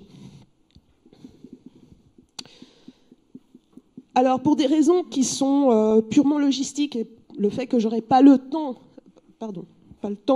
de me lancer dans des grandes définitions, j'ai décidé de qualifier de sceptiques, en fait, les acteurs sociaux engagés dans l'application et la promotion de la rationalité ainsi que de la démarche scientifique. Et en phase 2, j'ai décidé de qualifier de tenants les acteurs sociaux ou les organisations engagées dans la création ou la diffusion de fausses nouvelles, de rumeurs et de thèses pseudo-scientifiques. Alors je sais que ça fera probablement hérisser les cheveux sur la tête de certains de mes camarades, mais malheureusement j'ai pas le temps d'aller plus dans les détails. Donc normalement je devrais pas comme ça tous les mettre dans 2 paniers différents, surtout que c'est des populations aux profils sociodémographiques et aux intérêts extrêmement variés. En fait c'est des mouvements très protéiformes et c'est justement ça qui rend aussi leur étude assez compliquée. Alors, dans le cadre de mon intervention, je cesserai juste préciser une chose avant de rentrer de plein pied dedans, c'est le fait que ces plateformes de réseautage social en ligne ne sont pas si nouveaux en fait que le dit le préambule qui présentait cette conférence. En réalité, ce qu'ils ont de nouveau, c'est surtout l'élément technique qui permet une diffusion transnationale, enfin au-delà de toutes les barrières, beaucoup plus rapide et massive, mais en réalité, elle représente avant tout une extension dans le monde numérique de pratiques qui existaient déjà auparavant sur d'autres supports, d'autres médiums. Par ailleurs, elles ont aussi tendance à favoriser 2 tendances qui sont très importantes ici. C'est notamment des pratiques de socialisation qui sont très courantes aux États-Unis, mais qui sont basées en fait ce qu'on appelle le communautarisme et l'entre-soi.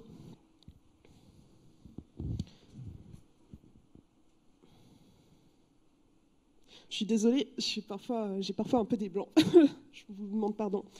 En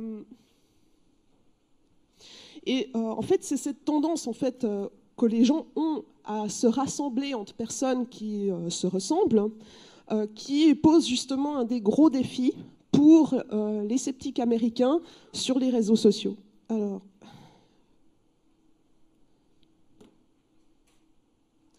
Alors depuis une trentaine d'années maintenant, on voit une forme de polarisation politique qui fragmente en fait la vie publique américaine et qui s'est beaucoup accélérée ces 10 dernières années. Alors je ne dis pas que c'est forcément à cause des réseaux sociaux que c'est accéléré, mais je pense plutôt qu'ils rendent cette accélération beaucoup plus visible. Au début, on avait surtout une division entre la gauche et la droite, c'est-à-dire respectivement entre plutôt les démocrates et les républicains. Mais justement, depuis une dizaine d'années, on a vu ces divisions se multiplier dans ce que certains appellent une forme de balkanisation de la vie publique américaine. Et justement, cette balkanisation est liée à une multiplication de lignes de fracture qui ne se recoupent plus forcément uniquement sur un axe gauche-droite, en fait. Et ce qu'on voit, c'est que ces lignes de fracture, elles peuvent converger, elles peuvent diverger, elles peuvent se croiser, se recouper, parfois elles peuvent se superposer par moments. Donc, pour le dire un peu vulgairement, on a affaire à un sacré sac de nœuds, ce qui fait qu'il est extrêmement difficile de vraiment comprendre comment les gens se font leurs opinions, d'accord ? Et qui influe qui et dans quelle mesure.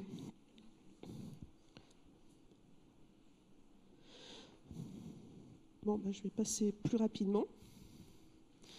Alors, je dirais qu'il y a 3 défis auxquels les sceptiques américains sont vraiment confrontés.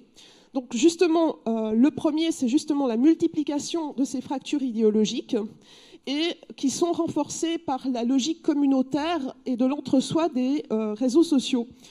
En fait, en fait, ce qui se passe, c'est que les gens vont avoir tendance à s'enfermer dans des communautés en ligne qui peuvent parfois, d'ailleurs, refléter les communautés dans la vie réelle dans laquelle ils vivent, et qui est une réalité, d'ailleurs, du fonctionnement de la société américaine. Les gens tendent à vivre dans des communautés où s'imposent des conventions, des normes, des valeurs spécifiques que tout le monde va s'efforcer, au moins à la surface, de respecter.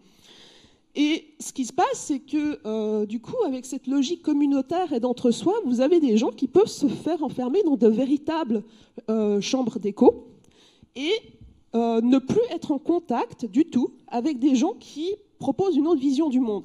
Et quand ces contacts se font quand même, il arrive très souvent que les discussions dégénèrent dans des espèces de rixes verbales qui se terminent par des claquements de porte où chacun se tourne le dos et retourne dans sa propre chambre d'écho en pensant que l'autre est un imbécile complet.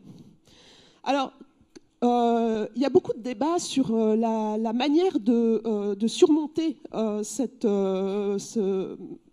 cette réalité, disons, qui est une réalité aussi psychologique et anthropologique. Et parmi les idées qui sont discutées, il y a certaines pistes qui émergent. Et parmi celles-ci, il est proposé notamment de faire preuve d'empathie, d'essayer de comprendre d'où parle son interlocuteur et quelles sont ses motivations, de laisser la place à une certaine expression émotionnelle et d'être transparent sur ses intentions de manière à établir une forme de connivence avec son interlocuteur, ce qui, sans forcément le convaincre de changer d'opinion, lui permettra quand même de s'exposer au moins à une autre vision des choses et peut-être de le faire bouger un petit peu. Parce que ce qu'il faut dire, c'est que le scepticisme, ou plutôt l'effort à la rationalité, c'est un effort constant qui nous concerne tous, et ce n'est pas juste un état qu'on peut atteindre comme ça en adhérant tout d'un coup à un certain nombre d'idées. Alors, le deuxième défi, qui est probablement, à mon avis, un des plus gros pour les sceptiques, c'est de trouver le juste milieu entre le scepticisme et une communication idéale en ligne. Alors, le problème, c'est que les communications en ligne, notamment sur les plateformes web, sur les plateformes de réseau social, mais aussi sur les sites web qui doivent être bien référencés en ligne, c'est qu'il faut que ces contenus respectent un certain nombre de règles. Il faut notamment que la communication soit percutante, et en général, ce sont les messages avec des images ou des films qui rencontrent le plus d'impressions. Il faut que ça soit direct, il ne faut pas que ça s'embarrasse de trop de détails et de nuances. Il faut que ça s'adresse aux émotions de l'internaute et le pousser à prendre une action. C'est-à-dire, ça peut être aimer un statut, ça peut être le partager, ça peut être signer une pétition ou ce que vous voulez. Mais en général, ça doit être quelque chose de rapide, de répété et de direct.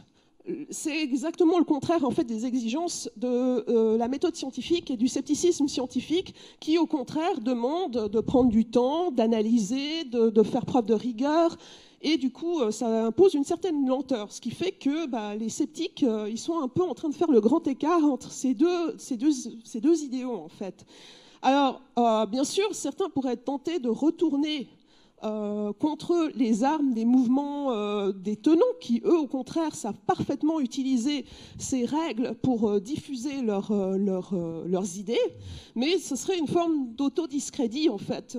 Alors, ce qu'on voit, c'est que maintenant, il y a un certain nombre de sceptiques ou de mouvements sceptiques qui se sont emparés quand même de ces outils du Web 2.0 pour essayer quand même de promouvoir leur message, mais parfois sur un mode un peu décalé, comme de l'humour, comme de l'animation, comme des petites pièces de théâtre ou ce genre de choses, qui commencent à marcher. Mais disons, ils ont quand même un certain retard sur ces organisations de tenants qui sont souvent extrêmement bien rodées dans cette forme communicationnelle. Et puis enfin, il faut dire qu'ils ont un troisième défi qui est une sorte d'asymétrie de moyens. Très souvent, les organisations, les tenants sont des gens qui ont des caisses bien remplies, contrairement aux sceptiques qui sont très souvent soit des individus ou des organisations, mais qui travaillent sur une base de volontariat et de bénévolat, et qui donc le font en fait à côté de leur travail pour gagner leur vie. Alors que parmi certaines des organisations qui propagent des fausses nouvelles ou des fausses rumeurs, certains sont carrément employés, c'est-à-dire ils font que ça. Et il faut dire que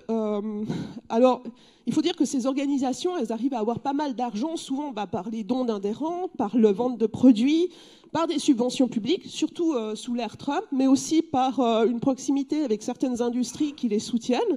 Et en face d'eux, on a des sceptiques qui arrivent à se réunir, alors qui arrivent parfois à faire du crowdfunding, qui reçoivent des soutiens universitaires, parce que ce sont souvent des gens issus du monde universitaire, ou du subvention publique. Et puis, comme je l'ai dit, ils font beaucoup de bénévolat. Alors, en conclusion, je dirais donc justement, les sceptiques sont confrontés à 3 grands défis qui ne sont pas insurmontables, mais qui demanderont énormément d'efforts et puis un certain temps. Et c'est là où je me montre parfois un petit peu pessimiste, en fait, c'est que justement, le temps, il y en a pas tellement. Et dans la situation actuelle, avec un président aux États-Unis comme Trump qui met à la tête d'institutions nationales des gens qui sont proches de lui et qui ont des idées pour le moins fantaisistes, en fait, ça veut dire qu'il y a vraiment un besoin de soutenir ces mouvements sceptiques pour qu'ils puissent peu à peu arriver à faire, à combattre à armes égales avec ces mouvements qui propagent des rumeurs et des fausses nouvelles. Alors, je sais que j'aborde ça avec un vocabulaire un petit peu guerrier, mais sans qu'on soit forcément dans une guerre, il y a quand même de très fortes polémiques, de très fortes controverses, et il y a des véritables enjeux politiques et géopolitiques. Voilà, je vous remercie beaucoup de votre attention.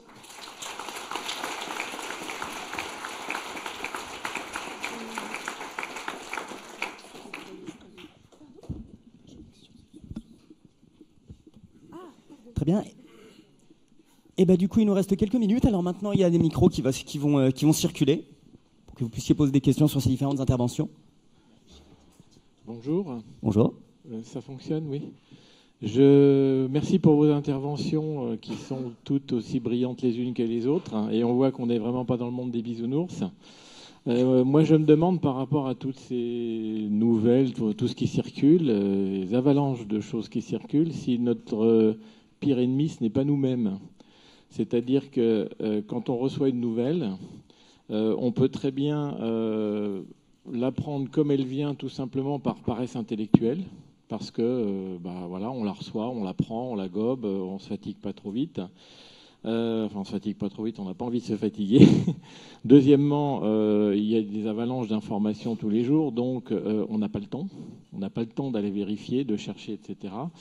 Le troisième point, et qui a été bien mis en évidence aussi, c'est la séduction. Quand vous avez une nouvelle qui vous séduit, vous avez peut-être tendance à y adhérer. Par exemple, vous n'aimez pas un personnage comme Trump, et bien tout ce qui va être dit sur Trump, vous avez envie de le garder et d'y adhérer. Donc voilà, donc c'est ce qui fait qu'on pourrait être notre propre ennemi de nous-mêmes. Et puis je voudrais juste vous livrer une remarque que j'ai entendue il n'y a pas longtemps sur, je crois que c'était France Culture, sur Pierre Rosanvallon, qui était interviewé. Et il disait à propos du complot que le complot est un économiseur d'explications. J'ai trouvé la formule excellente. Le complot est un économiseur d'explications, c'est-à-dire qu'on va tout de suite se diriger, enfin on va tout de suite. Certaines personnes peuvent avoir tendance à se diriger directement vers la théorie du complot parce que c'est très confortable. On se réfugie derrière, on va dire oui mais c'est pas net, il y a anguille sous roche, etc. Et c'est vraiment un économiseur d'explications. Merci. Un élément de réponse, c'est qu'on doit tous se méfier de notre aisance cognitive. Dès que quelque chose nous paraît facile à penser, facile à comprendre, on sait bien que le monde est compliqué, donc c'est que sans doute on n'a pas compris en fait.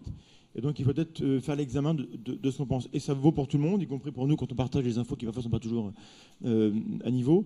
Et on aura toujours un piège dans lequel on va tomber. Donc ne croyez pas qu'ici on se croit meilleur que vous. On a tous des pièges dans lesquels on va tomber, on le sait. Donc il faut accepter qu'on est faillible et qu'on va se tromper pour pouvoir accéder de se corriger. Donc notre pire ennemi, c'est nous, c'est vrai.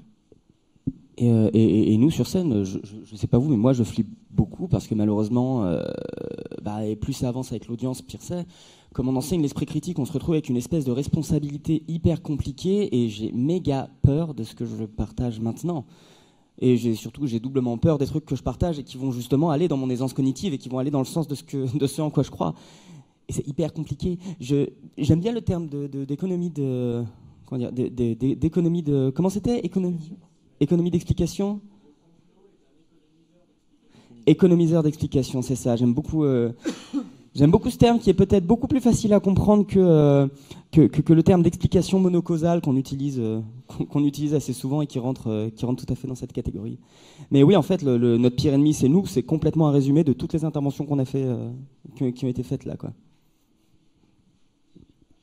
Bonjour, ici. J'ai une question par rapport au concept même de fact-checkers et dans ce contexte-là, j'aimerais savoir ce que vous pensez des régulations et des tentatives de normes que sont en train de mettre Facebook à la suite de l'élection présidentielle de 2016. Est-ce que ça vous semble pertinent ? Est-ce que ça vous semble être juste un pas en avant ou quelque chose d'assez artificiel ?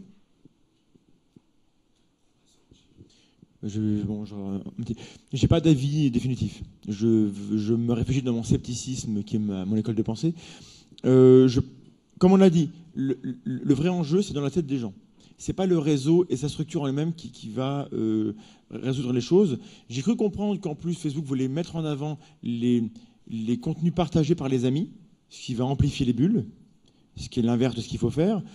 On a la loi anti-fake news faite au gouvernement par des élus obsédés par les élections, ils pensent qu'à ça.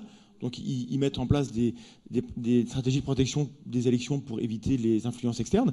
Je ne dis pas que c'est pas bien, mais c'est pas le cœur du problème, à mon avis. Le cœur du problème, c'est qu'il faut que les gens soient autonomes. On est mal autonome. Même ici, on s'arme comme on peut, on est mal autonome. Il y a des gens qui savent très bien utiliser nos failles. Ils communiquent très bien. Et les très bons communicants vont continuer à nous manipuler. Après, je dirais peut-être, par rapport au fact-checking, c'est vrai qu'il y a beaucoup de gens qui disent que les fake news, c'est juste un enrobage. Les fausses nouvelles, les hoax, c'est né quasiment en même temps qu'Internet, et quasiment en même temps qu'il y avait des hoax, des rumeurs. Il y avait des sites comme Hoaxbuster. Alors aujourd'hui, c'est plutôt les journalistes qui se sont emparés du fact-checking, avec des sites comme les décodeurs, etc. Donc il y a beaucoup de gens qui disent qu'il n'y a rien de nouveau, en fait. Peut-être que la seule chose nouvelle, et puis la première loi sur les fausses nouvelles en France, elle date d'il y a un siècle. Et puis je rappelle quand même que si vous vous amusez à lancer une fausse nouvelle pour manipuler un cours de bourse en France, c'est la prison directe. Hein. Donc ça fait longtemps d'une certaine manière que les fausses nouvelles existent. Peut-être ce qui a changé, c'est qu'aujourd'hui, ceux qui ont vraiment une stratégie d'émission très puissante de fausses nouvelles ne cherchent pas forcément à convaincre, mais à semer un doute complet. C'est-à-dire, en fait, je vais inonder de fausses nouvelles qui sont parfois complètement n'importe quoi, mais l'idée, c'est que les gens ne croient plus en rien. En fait, plus précisément, ils n'ont confiance en personne, sauf en eux-mêmes. Et comme ils doutent de tout, la seule chose finalement dont ils ne peuvent pas douter, c'est leur croyance. Et je pense que c'est maladroit, en fait, la loi sur les fake news, parce que mais en même temps, c'est une tentative de répondre à quelque chose de totalement nouveau, qui est en fait de tout aplatir. C'est ce que décrivait Christophe. Comme plus personne ne croit en rien, puisqu'on ne peut plus se fier à aucune source d'information, à cause justement de cette déferlante de fake news qui est volontaire. Il y a des fermatrolls, etc., qui sont faits pour ça. On va essayer de contrer ça par la loi. Honnêtement, je ne pense pas que la loi pourra contrer ça, mais c'est vrai que c'est une stratégie nouvelle par contre. Le fait je ne cherche pas à convaincre, mais je cherche à faire douter de tout, c'est vrai que ça c'est nouveau. Et c'est pour certains ce qui caractérise la fake news en fait. Oui, moi je dirais sur ce sujet-là qu'une des convictions vraiment fortes du mouvement sceptique, et ça a été montré dans les interventions, c'est que plutôt que des lois extérieures, on pense que la voie royale, c'est l'éducation à la pensée critique, et je crois que c'est une conviction forte qu'on a. Alors, après, l'impact qu'on a, ça c'est un autre problème, mais mon impression générale, c'est que la communauté sceptique a tendance à pas vouloir externaliser le contrôle des informations dans des lois, etc., mais au contraire à dire on va éduquer les gens à mieux les filtrer. C'est ça. Est-ce que c'est une bonne question ? Je donne mon petit mot dessus. Ça dépend de l'objectif. Si l'objectif, c'est de faire en sorte qu'il y ait moins de fausses nouvelles dans mes médias, Bon, alors peut-être que ce genre de petites stratégies de régulation, soit par des lois, soit par des applications ou des algorithmes, ça peut faire le job. Mais moi, c'est pas du tout mon objectif. Mon objectif, c'est de faire en sorte que la population ait un avis éclairé sur les choses et gagne en esprit critique. Et l'esprit critique, c'est exactement le contraire de ça. L'esprit critique, on appelle aussi ça la libre pensée. La libre pensée, ça veut dire penser par soi-même plutôt que de s'en remettre à quelqu'un d'autre qui penserait pour nous. La libre pensée, c'est s'extraire de ce que dit mon curé, qu'il me dit que c'est vrai et que je dois le croire, et essayer d'analyser les choses par moi-même. Même s'il a raison, hein, je veux quand même le faire par moi-même. Ou le gouvernement. Le gouvernement me dit que c'est comme ça. Est-ce que je m'en remets à son opinion ou est-ce que je veux moi-même regarder les chiffres, etc. Donc s'en remettre à une unité même de fact-checker, même de talent, même qui arriverait vraiment à faire le tri entre le vrai et le faux, ben, c'est quand même s'en remettre à l'opinion de quelqu'un d'autre. Et ça, c'est le contraire de l'esprit critique. L'esprit critique, c'est se réapproprier ça et d'être nous-mêmes capables d'essayer de faire des enquêtes et du fact-checking. En fait, je suis pas complètement d'accord avec ça. Je suis pas complètement d'accord avec ça, et je pense que l'esprit critique ne peut exister que dans un effort collégial et collectif, parce que le marché de la connaissance, il est immense. On peut pas tout connaître, on peut pas tout maîtriser. Et par exemple, moi-même, je suis une bille en physique. Je ne comprends rien à tout ce qui concerne la physique, n'est-ce pas ? N'est-ce pas ? Et du coup, si je lis une information sur la physique, par exemple, je prends cet exemple-là parce que je le trouve simple dans mon cas. Je ne suis pas armé pour comprendre ce que je vais relire là-dessus. Je ne suis absolument pas armé. Donc, mon initiative à moi en tant que sceptique, et c'est l'initiative qu'on enseigne dans la méthode scientifique, ça va être de me tourner vers les sachants. Ça va être de me tourner vers ceux qui sont armés, eux, pour comprendre tout ça, d'aller vers le consensus, en fait. Parce qu'on ne peut pas demander à un biologiste de comprendre, par exemple, des enjeux géopolitiques. C'est pas possible. Et c'est exactement pour ça que j'ai dit que, en fait, l'esprit critique, c'est pas tout. Il faut aussi avoir une éducation aux médias. Et justement, dans ce que j'aime l'éducation aux médias, c'est de savoir effectivement à qui je peux faire plus confiance qu'à d'autres. Et c'est pour ça que les deux piliers sur lesquels je repose la solution au problème, c'est pas seulement la pensée critique, comme tu l'as expliqué, c'est aussi essayer d'évaluer les sources. Voilà. Moi, ce qui me dérange dans le décodex, c'est que on revient au temps de l'Union soviétique avec Izvestia à la Pravda. Donc en fait, on n'a plus aucune tonalité d'opinion et que c'est aux personnes de se faire leur propre opinion et d'aller chercher. Et le fait aussi de confier à des algorithmes le fact-checking, c'est aussi une pensée totalitaire. Je me permets juste de citer Saint Bernard. L'autodidacte pourrait avoir un sceau pour mettre. C'est-à-dire que si je m'illusionne sur ma capacité à comprendre quelque chose, peut-être vaut mieux que je lise le décodex quand même. Voilà. Pour autant, le décodex, il n'est pas neutre, mais il ferait tant qu'il l'est. Et là, le problème. Moi, je me souviens quand j'ai vu arriver le décodex et les décodeurs, parce que les décodeurs sont arrivés avant, mon premier réflexe, ça a été qui décode les décodeurs. Ouais. Voilà. Et il n'y avait personne à l'époque pour décoder les décodeurs, ce qui était un peu problématique. Il ne faut pas perdre de vue qu'il faut effectivement décoder le décodex et décoder le décodeur. Alors c'est une mise en abîme qui ne finit jamais, mais oui, il ne faut pas... C'est exactement ce que dit Christophe, ce n'est pas le décodex qui doit vous dire ce qui est vrai ou ce qui est faux. Ça peut vous donner des sources d'informations pour aller plus loin et vérifier par vous-même, mais si on commence à dire la vérité c'est le décodex, effectivement, on s'abstient de décoder le décodex et c'est une erreur en fait. J'ai peut-être juste une chose à ajouter. Je pense que le décodex, c'est un outil qui peut nous aider à nous orienter dans la jungle des médias et de l'information. Je pense qu'on peut, je pense que c'est un outil à articuler avec une certaine éducation aux médias, comme le dit Christophe Michel. Avec un certain esprit critique et puis avec aussi l'acquisition d'une certaine culture générale. C'est quelque chose qu'on acquiert aussi avec l'expérience. L'esprit critique, c'est pas un état, c'est un effort constant et c'est un effort avant tout contre soi-même. Hein. Il faut bien voir. L'esprit critique, ça consiste pas à critiquer systématiquement les idées qui vont contre nos convictions. Ça, c'est ce que moi j'appelle de l'esprit partisan. L'esprit critique, ça consiste d'abord à se remettre soi-même en question et à s'appuyer ensuite sur toutes sortes d'outils. Et puis oui, comme le dit Vlad, à un moment donné, on est aussi obligé de faire confiance à des gens qui sont spécialisés dans les domaines. Il est impossible aujourd'hui de même avoir ce qu'on appelait autrefois la culture du gentilhomme, qui était une espèce de survol global de toute la culture, de toutes les connaissances du moment. Aujourd'hui, même un spécialiste ne peut plus avoir une connaissance exhaustive de son propre domaine, alors encore moins d'avoir une connaissance même superficielle des autres domaines autour. C'est ça, la connaissance maintenant, c'est tellement vaste. Y a un graphique super sympa avec un grand cercle qui représente la connaissance humaine et qui grossit. Et du coup, sa surface grossit de plus en plus. Alors quand on veut se spécialiser, on est obligé d'aller vers le plus en plus spécifique. Et y a juste un truc par rapport à cette question, un mot qui revient très très souvent quand on parle d'esprit critique et qui, j'avoue, me dérange un tout petit peu, c'est le mot opinion. Parce que certes, il faut valoriser l'opinion, la liberté d'expression c'est extrêmement important, la liberté de penser c'est capital, c'est essentiel. Mais il y a une citation que j'avais trouvée assez marrante qui est sortie dans un de nos lives qu'on a eu, c'était la liberté d'expression s'accompagne de la responsabilité de fermer sa gueule. En gros, ouais. Non, que personnellement j'aime bien. Il y a certains trucs sur lesquels le terme d'opinion est profondément problématique parce que le monde réel, il existe néanmoins. Et on aura beau avoir toutes les opinions qu'on veut sur ce monde réel, et ben la réalité, elle est là, qu'on le veuille ou non. J'aurais beau avoir envie de m'envoler, j'aurais beau avoir envie de croire que la gravité, ça n'existe pas, mon opinion, ça aura beau être ça, si je jette cette bouteille en l'air, eh ben je vous garantis qu'elle va retomber. L'empirisme. Voilà. Donc oui, l'opinion, valoriser l'opinion sur énormément de sujets, certes, mais malgré tout, il ne faut pas oublier que le monde réel, il est là, quoi, et qu'on y est soumis, quoi. Oui. Bonjour à tous, chers amis sceptiques.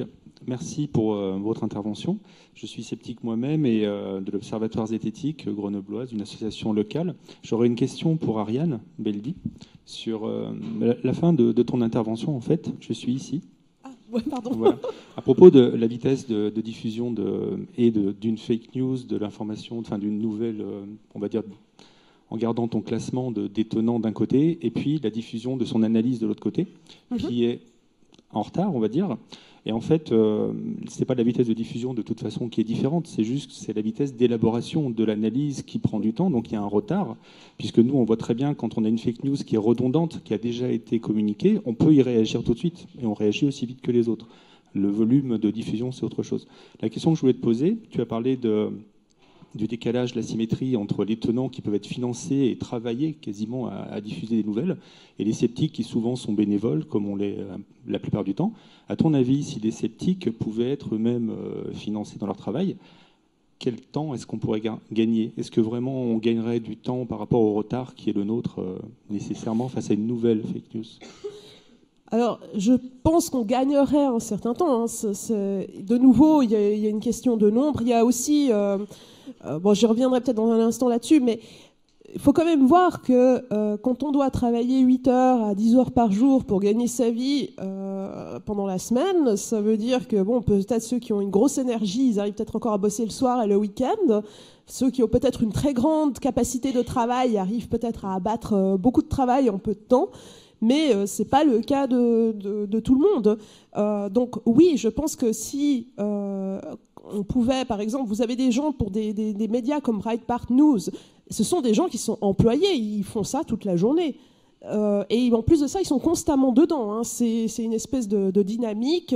Quand on est un sceptique et qu'on travaille bénévolement, ça veut dire qu'on peut être toute la journée à faire totalement autre chose et tout d'un coup, il faut se replonger là-dedans. Ça veut dire qu'on se divise le cerveau en deux d'un point de vue de la dépense énergétique et de la quantité d'informations qu'on doit ingurgiter en fait. Parce que les gens qui répandent des fake news, très souvent, ils se prennent pas trop la tête non plus à s'informer, à recouper. Très souvent, ils font que de relayer, parfois en rajoutant un peu quelque chose, mais comme très souvent la vérité n'est pas leur principale préoccupation, ils peuvent aussi bien inventer le truc en 3 coups de cuillère à peau, c'est pas le problème. Maintenant, pour revenir sur la rapidité de diffusion du contenu, en fait, là, il y a une étude qui est sortie très récemment et qui montre, et ça c'est assez intéressant, qui montre que ce qu'ils ont appelé les fake news, alors ils ont fait toute une définition autour des fake news, mais en gros c'était des rumeurs qui avaient été contrôlées, enfin vérifiées par des sites comme Snopes ou Hoaxbuster, etc., et qui avaient été qualifiées de fausses parce que soit elles reposaient sur quelque chose de complètement fantaisiste, soit c'était des faits réels mais complètement présentés d'une manière totalement manipulée. Et ils ont montré que sur Twitter, les fake news circulaient beaucoup plus rapidement de manière... elles étaient beaucoup plus relayées, elles faisaient l'objet de beaucoup plus de fils de discussion. Et ce qui était intéressant, c'est que les gens qui étaient le plus susceptibles de relayer ce genre ou de publier ce genre de fake news, c'était ni les plus actifs sur Twitter, ni ceux qui avaient le plus de suiveurs, ni ceux qui suivaient le plus de monde, ni forcément qu'il y avait beaucoup plus de gens au compte vérifié, c'est-à-dire avec le petit vu bleu à côté de leur nom. Et malgré tout, ils arrivaient à être beaucoup plus rapides, à avoir une beaucoup plus grosse pénétration que les faits avérés, vérifiés. Et ils avaient donné comme, disons, hypothèse alternative le fait que il y avait souvent dans les fake news, il y a un élément de nouveauté et un élément émotionnel qui parle beaucoup plus aux gens que les faits avérés. Et ça, je dois dire, c'est quelque chose aussi justement auquel on est confronté. Et effectivement, là, pour répondre à ça, c'est sûr que d'être professionnalisé et de gagner sa vie à ça, ça ne changera pas forcément grand-chose. Mais c'est une question qui est vraiment multifactorielle et qui est très complexe. Simplement, je pense effectivement qu'avoir plus de temps pour pouvoir le faire, ça aide quand même beaucoup, en fait. Et puis surtout d'avoir plus d'argent aussi. Ça reste quand même le nerf de la guerre. Le truc par rapport à Twitter, c'est que au tout début, quand j'étais sur YouTube, où je m'intéressais un petit peu au community managing et à savoir quand partager mes trucs, quelle était la durée de vie, notamment la durée de vie d'une information sur les réseaux sociaux, j'avais appris à l'époque, et ça a sans doute changé parce que maintenant j'avoue que ça m'emmerde en fait le community managing, mais la durée de vie d'un tweet, c'est quelques heures seulement. C'est très très très très court. La durée de vie d'un post sur Facebook, c'est 1 ou 2 jours. Quelque chose comme ça, avant qu'il disparaisse et qu'on ne le voit plus. Et le truc, c'est que justement, retweeter quelque chose, c'est quelque chose qui va propager une information, et le temps du retweet, c'est un temps très court. Le temps de la science et de la vérification, c'est d'une longueur. C'est hyper long, le temps de la vérification. Et il y a une citation, j'aime bien m'exprimer par citation, parce que ça me permet de donner les mots de gens qui sont plus brillants que moi, mais un mensonge a le temps de faire le tour du monde que la vérité n'a pas fini de mettre ses bottes. C'est Mark Twain, tout à fait. Et ça, c'est extrêmement vrai. Et le fait justement de pouvoir se professionnaliser dans l'esprit critique, dans la vérification d'informations, ça fait qu'on va avoir des gens qui potentiellement par exemple, vont pouvoir prendre plusieurs heures dans leur journée, se dire, allez, cette fausse information-là, je la vérifie. Et faire le travail long et compliqué de vérifier l'information, de recouper les informations, de lire les analyses, de lire même les méta-analyses, des trucs qui sont hyper compliqués, et ça nécessite vraiment d'être professionnel. Je me rends compte maintenant que Mandax, donc mon collègue sur la tronche en biais, est professionnalisé là-dedans. Il est employé par la STEC, donc notre association, l'Association pour la science et la transmission de l'esprit critique. Et du coup, quand il voit une fausse information sur Internet, je me rends compte pour travailler dans le même endroit que lui, il va passer des heures, et parfois même des jours à vérifier la fausseté d'une information. Le temps qu'il a fait ça, combien de personnes ont propagé l'information fausse qu'il a vérifiée ? Des centaines, des milliers, des centaines, des dizaines de milliers. C'est colossal. Et cognitivement, il y a des études qui ont montré qu'on a tendance à retenir plus facilement la première information qu'on a reçue. C'est redoutable, ça. Alors, le fait d'avoir de plus en plus de personnes qui vont pouvoir se professionnaliser dans l'esprit critique, ça va permettre d'aider ça, je pense. Je pense. Si tu veux en parler un tout petit peu avant de ça. Non, c'est l'heure de la fin. Ok, bisous.